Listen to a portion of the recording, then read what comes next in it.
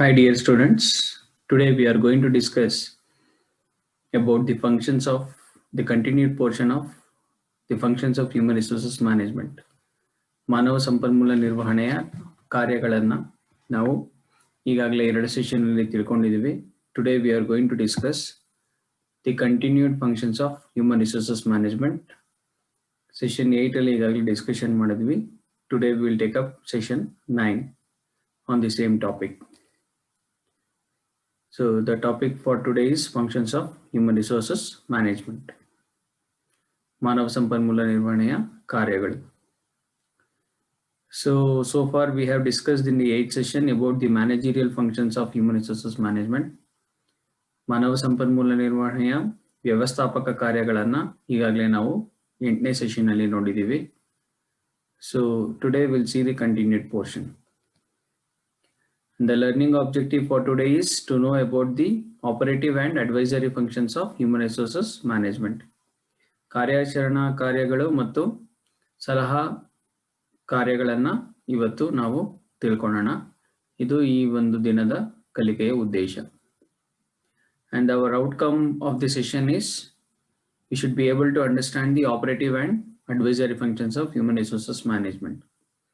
ಕಾರ್ಯಾಚರಣೆಯ ಕಾರ್ಯಗಳು ಮತ್ತು ಸಲಹಾ ಕಾರ್ಯಗಳನ್ನ ತಿಳ್ಕೊಳ್ಳೋದು ಮತ್ತೆ ಈ ದಿನದ ಕೊನೆಗೆ ಇವೆರಡರ ನಡುವಿನ ವ್ಯತ್ಯಾಸವು ಮತ್ತೆ ಇವೆರಡರ ಒಂದು ಕಾರ್ಯವು ಹೇಗೆ ಮಾನವ ಸಂಪನ್ಮೂಲ ನಿರ್ವಹಣೆ ಮೇಲೆ ಪ್ರಭಾವಗಳನ್ನ ಬೀರುತ್ತೆ ಅನ್ನೋದು ನಾವು ತಿಳ್ಕೋಬಹುದು.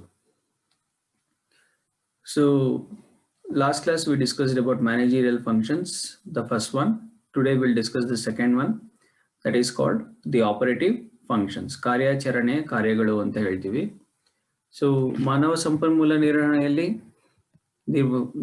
ವ್ಯವಸ್ಥಾಪಕ ಕಾರ್ಯಗಳಲ್ಲಿ ಈಗಾಗಲೇ ನಾವು ಪ್ಲಾನಿಂಗ್, ಆರ್ಗನೈಸಿಂಗ್ ಅಂತ ಎಲ್ಲ ನಾವು ನೋಡಿದೀವಿ.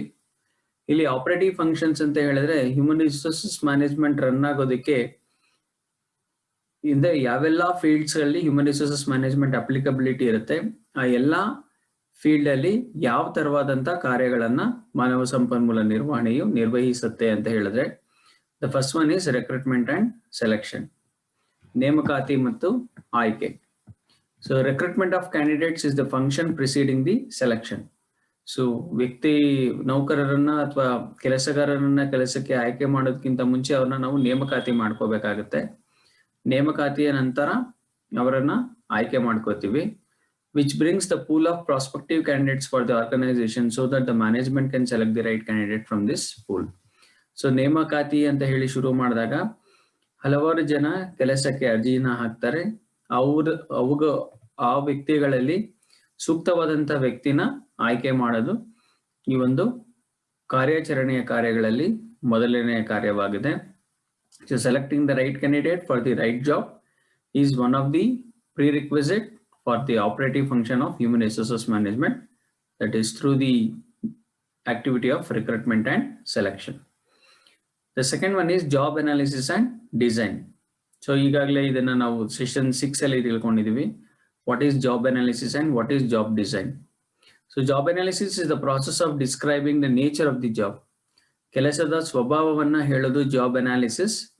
ಸೊ ಇದು ಏನೆಲ್ಲ ಮೆನ್ಷನ್ ಮಾಡುತ್ತೆ ಅಂತ ಹೇಳಿದ್ರೆ it mentions the requirements like qualification, ವಿದ್ಯಾರ್ಹತೆ, ಸ್ಕಿಲ್ಸ್ ಕೌಶಲ್ಯ, ಅಂಡ್ ವರ್ಕ್ ಎಕ್ಸ್ಪೀರಿಯನ್ಸ್, ಕೆಲಸದ ಅನುಭವ ಟು ಪರ್ಫಾರ್ಮ್ ದಟ್ ಜಾಬ್. ಒಂದು ಕೆಲಸವನ್ನ ನಿರ್ವಹಿಸೋದಕ್ಕೆ ಬೇಕಾಗಿರುವಂತಹ ವಿದ್ಯಾರ್ಹತೆ, ಕೌಶಲ್ಯ ಮತ್ತೆ ಕೆಲಸದ ಒಂದು ಅನುಭವವನ್ನ ಜಾಬ್ ಅನಾಲಿಸಿಸ್ ಹೇಳುತ್ತೆ. And what else actually job design tells us is it aims at outlining and organizing tasks. ಕೆಲಸಗಳನ್ನ ಆಯ್ಕೆ ಮಾಡಿ ಕೊಡೋದ್ರಲ್ಲಿ ಮತ್ತೆ ಕೆಲಸಗಳನ್ನ ಒಂದು ಬ್ಲೂ ಪ್ರಿಂಟ್ ಮಾಡಿ ಕೊಡೋದ್ರಲ್ಲಿ ಅವ್ರಿಗೆ ಜವಾಬ್ದಾರಿಗಳನ್ನ ಕೊಡೋದು ಮತ್ತೆ ಅವರ ಒಂದು ಕಾರ್ಯಗಳೇನು ಅನ್ನೋದನ್ನ ತಿಳಿಸೋದು ಜಾಬ್ ಡಿಸೈನ್ ಅಲ್ಲಿ ಇರುತ್ತೆ. To achieve the certain objectives, ಉದ್ದೇಶಗಳ ಅನುಗುಣವಾಗಿ ಜವಾಬ್ದಾರಿಗಳನ್ನ, ಕಾರ್ಯಗಳನ್ನ ಮತ್ತೆ ಅವರ ಕರ್ತವ್ಯಗಳನ್ನ ಹೇಳೋದು ಜಾಬ್ ಡಿಸೈನ್ ಅಂತ ಹೇಳ್ತೀವಿ. So job analysis and job design is also one of the operative function been covered here. Then it is wage and salary administration. So wage and salary administration is what is to be paid for different types of job. ಯಾವ ರೀತಿಯಾದಂತಹ ಕೆಲಸಗಳಿಗೆ ಯಾವ ರೀತಿಯಾದಂತಹ ವೇತನವನ್ನ ನಾವು ಪಾವತಿ ಮಾಡ್ತೀವಿ ಅನ್ನೋದನ್ನ wage and salary administration ಅಂತ ಹೇಳ್ತೀವಿ. So here human resources management decides employees compensation, which includes wage administration, salary administration, incentives, bonus, fringe benefits, etc. ಕೆಲಸಗಾರರಿಗೆ ನೀಡಬೇಕಾಗಿರುವಂತಹ ಸಂಬಳ ಅಥವಾ ಕೂಲಿ ಅಥವಾ ಅವರಿಗೆ ಸಿಗಬೇಕಾಗಿರುವಂತಹ ಇತರೆ ಭತ್ಯೆಗಳು, ಬೋನಸ್ಗಳು, ಇತರೆ ಸೌಲಭ್ಯಗಳು ಎಲ್ಲವೂ ಸಹ ಈ ವೇಜ್ ಅಂಡ್ ಸ್ಯಾಲರಿ ಅಡ್ಮಿನಿಸ್ಟ್ರೇಷನ್ ಅಲ್ಲಿ ಬರುತ್ತೆ. So this is one of the operative function which needs to be decided what should be the exact wage or salary to be paid to a particular employee. Then employee welfare, ನೌಕರರ ಅಥವಾ ಕಾರ್ಮಿಕರ ಕಲ್ಯಾಣ ಅಂತ ಹೇಳ್ತೀವಿ. So this function refers to various services, benefits and facilities that are provided to employees for their well-being.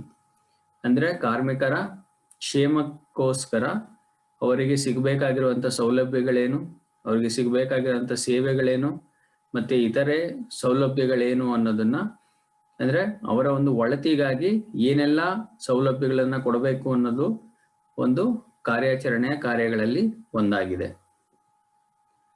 Maintenance, ನಿರ್ವಹಣೆ. So human resources management is considered as the asset for the organisation. So ಇದನ್ನ ನಾನು last class ಅಲ್ಲಿ discussion ಮಾಡಿದ್ದೆ. ಮಾನವ ಸಂಪನ್ಮೂಲ ಅನ್ನೋದು ಒಂದು ಆಸ್ತಿ ಇರೋ ಆಸ್ತಿ ತರ. Employee turnover is not considered good for the organisation. Employee turnover ಅಂದ್ರೆ ಕೆಲಸಗಾರರ ನಿರ್ಗಮಿಸುವಿಕೆ ಅಂದ್ರೆ ಅಥವಾ ಕೆಲಸ ಬಿಡೋದು ಒಂದು ಆರ್ಗನೈಸೇಷನ್ ಅಲ್ಲಿ ಒಂದು ಗುಡ್ ಥಿಂಗ್ ಅಂತ ಕನ್ಸಿಡರ್ ಮಾಡೋಕ್ಕಾಗಲ್ಲ.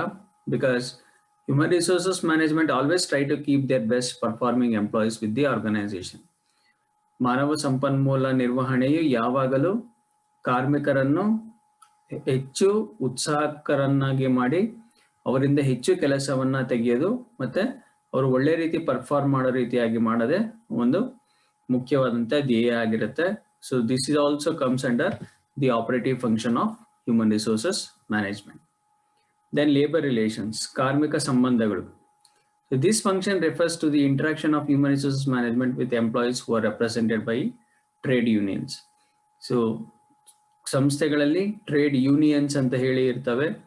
ಅಂದ್ರೆ ಏನು, ಒಂದು ಕೆಲಸಗಾರರ ಗುಂಪುಗಳನ್ನಾಗಿ ಮಾಡಿಕೊಂಡು ಅವರು ಯೂನಿಯನ್ಗಳಾಗಲಿ ಕನ್ವರ್ಟ್ ಆಗಿರ್ತಾರೆ. ಸೊ ಕಾರ್ಮಿಕ ಸಂಬಂಧಗಳು ಯಾವ ರೀತಿ ಇರಬೇಕು ಅಂತ ಹೇಳಿದ್ರೆ, ಈಗಾಗಲೇ ನಾವು ಲಾಸ್ಟ್ ಸೆಷನ್ಸ್ ಅಲ್ಲೆಲ್ಲ discussion ಮಾಡಿದಂಗೆ there should be a cordial relationship between the employer and the employee. So human resources management, so I mean labor relations ಅಲ್ಲಿ ಏನ್ ಹೇಳುತ್ತೆ ಅಂತ ಹೇಳಿದ್ರೆ, this function helps to interact HRM with employees who are represented by trade union. Employees come together and forms an union to obtain more voice in decisions affecting wage, benefits and working condition. ಈ ಒಂದು ಕಾರ್ಮಿಕರ ಗುಂಪು union ಅಂತ ನಾವೇನು ಹೇಳ್ತೀವಿ, ಇವರ ಒಂದು ಬೇಡಿಕೆಗಳು ಯಾವ ರೀತಿಯಾದಂಥ ಬೇಡಿಕೆಗಳು, ಕೂಲಿಗೆ ಸಂಬಂಧಪಟ್ಟಂತ ಬೇಡಿಕೆ, ಇತರೆ ಸೌಲಭ್ಯಗಳಿಗೆ ಸಂಬಂಧಂತ ಬೇಡಿಕೆ, ಕೆಲಸದ ವಾತಾವರಣಕ್ಕೆ ಸಂಬಂಧಂತ ಬೇಡಿಕೆಗಳನ್ನ ಹೇಳೋದಕ್ಕೆ ಯೂನಿಯನ್ಸ್ ಅನ್ನೋದು ಬೇಕಾಗುತ್ತೆ. ಸೊ ಇದು ಕಾರ್ಮಿಕರ ಸಂಬಂಧಗಳನ್ನ ಗಟ್ಟಿಗೊಳಿಸುತ್ತೆ ಮತ್ತೆ ಕಾರ್ಮಿಕರನ್ನ ತೊಂದರೆಗಳನ್ನ ಬೇಗ ಇತ್ಯರ್ಥಪಡಿಸುತ್ತೆ. So therefore this is also one of the operative function. Personnel research, ಕಾರ್ಮಿಕರ ಸಂಶೋಧನೆ ಅಂತ ಹೇಳ್ತೀವಿ. So personnel researches are done by HRM to gather employee opinions on wages and salaries, promotion, working conditions and so on. ಅಂದ್ರೆ ವೈಯಕ್ತಿಕ ಅಥವಾ ಕೆಲಸಗಾರರ ಅಥವಾ ಕಾರ್ಮಿಕರ ಸಂಶೋಧನೆಗಳನ್ನ ಹೆಚ್ಚು ಮಾಡಿದಷ್ಟು ಅವರ ಒಂದು ಕೂಲಿ ಅಥವಾ ಸಂಬಳಕ್ಕೆ ಸಂಬಂಧಿಸಿದಂತೆ ಅವರಿಗೆ ಬಡ್ತಿ ಕೊಡುವಂತ ವಿಚಾರದಲ್ಲಾಗ್ಲಿ, ಆಲ್ಸೋ ದಿ ವರ್ಕಿಂಗ್ ಕಂಡೀಷನ್ಸ್, ಕೆಲಸದ ಒಂದು ಪರಿಸರವನ್ನ ಒಳ್ಳೆ ರೀತಿಯಾಗಿ ಕೊಡೋದಾಗ್ಲಿ, ಅವರ ಕಲ್ಯಾಣ ಚಟುವಟಿಕೆಗಳಿಗಾಗ್ಲಿ, ನಾಯಕತ್ವದಕ್ಕಾಗಿ. ಸೊ ಈ ಎಲ್ಲ ಸಂಶೋಧನೆ ಕೈಗೊಂಡಾಗ it helps in understanding employee satisfaction. ಅವರಿಗೆ ಹೆಚ್ಚು ಸಂತೃಪ್ತಿ ಕೊಡೋದು ಯಾವುದು, ಎಂಪ್ಲಾಯಿ ಟರ್ನ್ ಓವರ್ ರಿಡ್ಯೂಸ್ ಮಾಡೋದು ಹೇಗೆ ಅಥವಾ ಎಂಪ್ಲಾಯಿ ಟರ್ಮಿನೇಷನ್ ಮಾಡ್ಬೋದಾದ್ರೆ ಹೇಗೆ ಅನ್ನೋದನ್ನ ಈ ಒಂದು ಸಂಶೋಧನೆಗಳು ಹೆಚ್ಚಾಗಿ ಅವಶ್ಯಕತೆ ಇರುತ್ತೆ. ಹಾಗಾಗಿ this personal research is also one of the operative function. Personal record, ಕಾರ್ಮಿಕರ ರೆಕಾರ್ಡ್ ಅಂತ ಹೇಳಿದ್ರೆ maintaining some sort of details. So this function involves recording, maintaining and retrieving employee related information. ಅಂದರೆ ಕೆಲಸಗಾರರ ಎಲ್ಲ ತರವಾದಂತಹ ಒಂದು ದಾಖಲೆಗಳನ್ನ ಇಟ್ಕೊಳ್ಳೋದನ್ನ ಪರ್ಸನಲ್ ರೆಕಾರ್ಡ್ ಅಂತ ಹೇಳ್ತೀವಿ.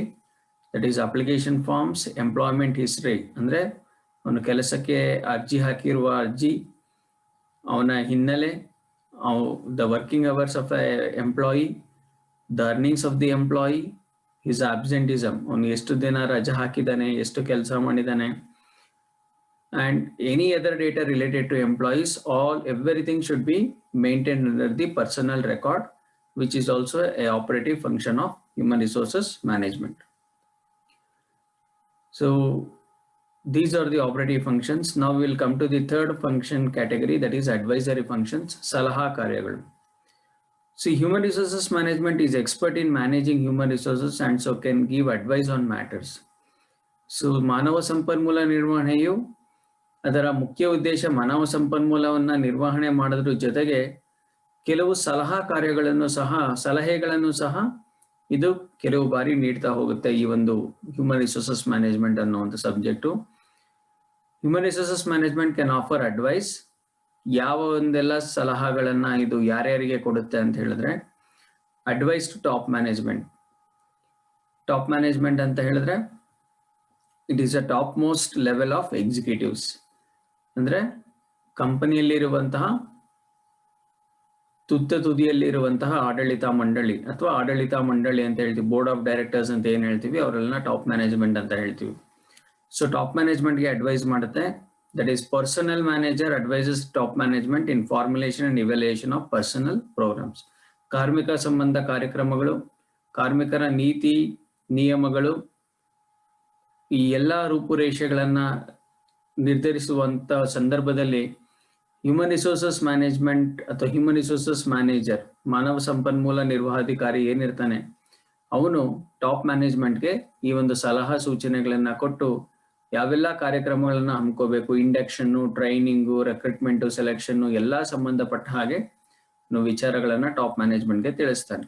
So that is why advising top management is one of the advisory functioning of human resources management.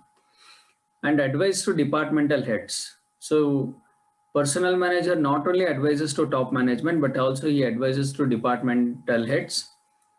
He advises the heads of various departments on manpower planning. ಮಾನವ ಸಂಪನ್ಮೂಲ ಯೋಜನೆ ಮಾಡೋದಾಗ್ಲಿ, ಜಾಬ್ ಅನಾಲಿಸಿಸ್ ಮಾಡೋದಾಗ್ಲಿ, job design ಮಾಡೋದಾಗ್ಲಿ, recruitment, ಸೆಲೆಕ್ಷನ್ನು, placement, training, ಅಂದ್ರೆ human resources ಮ್ಯಾನೇಜ್ಮೆಂಟ್ನ ಎಲ್ಲ ಕಾರ್ಯಚಟುವಟಿಕೆಗಳಿಗೆ ಪ್ರತಿಯೊಂದು ವಿಭಾಗ ಮಟ್ಟದಲ್ಲಿ ಆ ಒಂದು ಸಲಹೆಗಳ ಸೂಚನೆಗಳನ್ನ ಈ ಒಂದು ಮಾನವ ಸಂಪನ್ಮೂಲ ಅಧಿಕಾರಿ he gives directions to all the heads in the department regarding all these functions.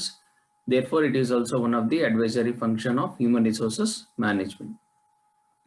So far we have finished the functions of human resources management. Today we discussed about operative functions and advisory functions. Now let us take some questions on advisory and operative functions. Dash is the process of describing the nature of job and specifying the human requirements like qualification, skills.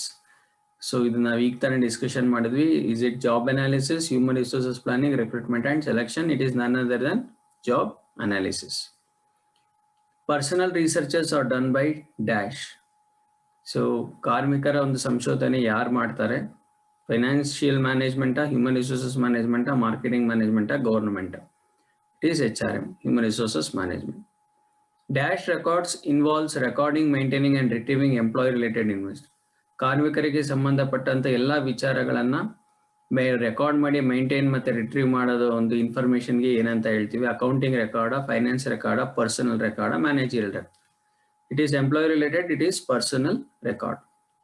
Dash welfare refers to various services, benefits and facilities that are provided to employees for their well-being.